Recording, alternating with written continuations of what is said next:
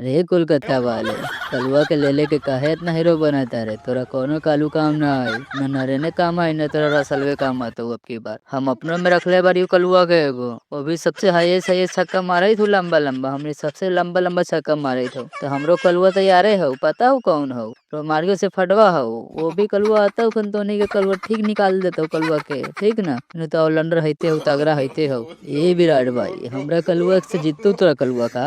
हमरा पावर जानते बारे, एकरा कोलकाता के कलुआ के पावर कितना बा। नरेनवा जाते उफेन का दे रसलवा का तो मौसल तोनी के पोते है। ई सीधा मौसल निकालता उफेन दे छक्का दे चौका। देखत ना बारे का प्रैक्टिस मैच में सौ तक ठोक दे तू।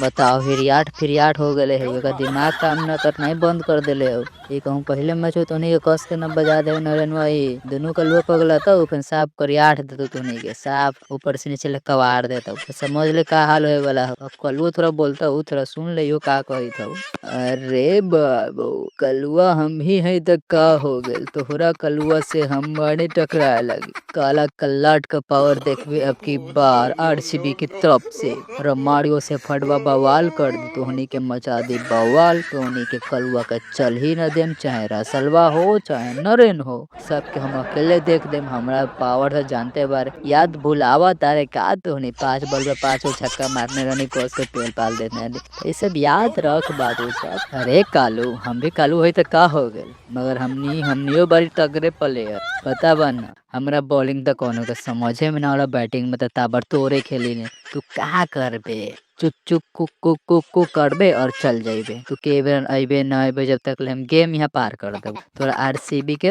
उई उई टुई टुई कर देबो। तो जानते बाने ना रसेलवा के फैन नरेनवा के पावर। तो हमनी कालू पगल अबो, बस तोहनी पर पूरा पर भारी पड़ जाऊ। पहले मैच में ऐसा दबाव न बनबो, आरसीबी वाला के ऊ आ होए लगता। ए नरेन भाई, वो तू का सोचता रे? गोरको इन्हें तैयारे बा, पता बा कौन बानी हम? बैताल बानी, जेका बैताल मतलब बैताले जैसे मारा तोनी के सब भूत निकाल दे, बैताली छोड़ा दे। तुम्हें जितना पागल बनता रहे ना, वो से साला हम अपने पागल बने सन किए बारी। हमारा नामे बा पागल बैतल, जेके बैतल मतलब बैताले न बारी। अब हिंदी वाला साला हम बैताले कहले, बैतलवा बैतलवा कहले, तो समझ ले हम बैताले बारी। उड़हुर मुठाए बारी, सुरम न फूरम फिर तोनी के कस के थूरम। तो ऐसा काम कर अब से तोहनियो उक्की बुक्की रह जाए। अगली बार आरसीबी के मैचो जिताई। ए बैताल सेटाल पैटाल, तोरा ना पता बा का रसलवा के पावर? के धस्सी मारी ना तो सीधा खस्सी गिरा दी, मतलब कि एक के शॉट लगाई ना तो पूरा स्टेडियम तोरा आरसीबी के ग्राउंड से साथ में कोलकाता के ग्राउंड सब पार कर दियो। ऐसा मारा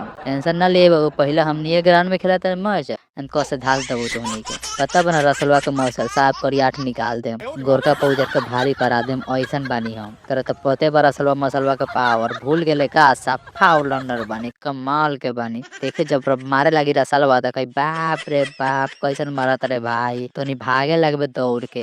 भाई लोग, तू लोग के सपोर्ट करा तारे भाई? अब की बार आरसीबी के सपोर्ट करा तारे कि के सपोर्ट करा तारे? जल्दी जल्दी बताओ, फैन चैनल को सब्सक्राइब करो, लाइक करो।